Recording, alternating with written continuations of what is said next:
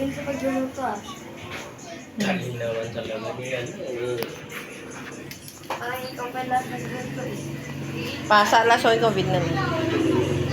Ay, alam ko bakit. Kasi sa bin and blue. Oh. Ano ba to? Cheesy overload. Ang daming cheese. Chicken hotdog yan, Bin, no? Kung gusto na nila to, basta...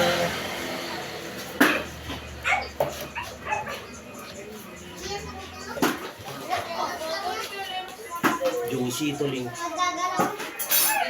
Napaka-juicy. Kasi may cheese dog yan, no?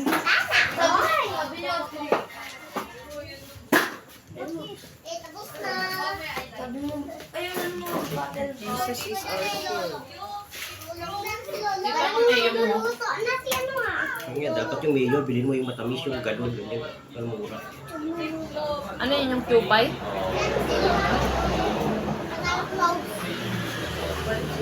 Yung plain lang? Okay na yung grater. Pang grater, Bin? Okay na yan?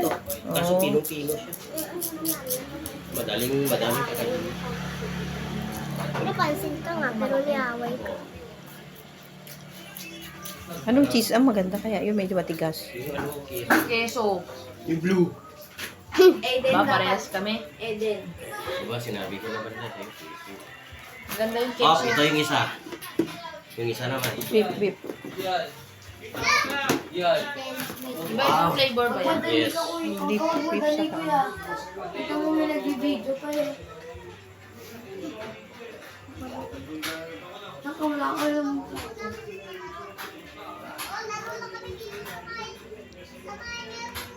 Sila yung sasalita ito. Alaro. Kumuro sa business, baby. Hindi! Mabait yan! Ayun na. Ito. Namimigay yan ko. Sa ilim yun. Yun yung may sugat dito.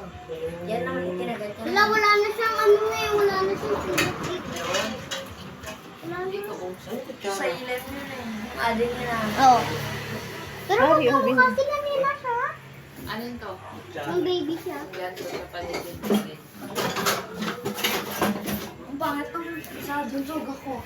Yung pader nila may dikit-dikit. Isang spoon lang yun. Ha?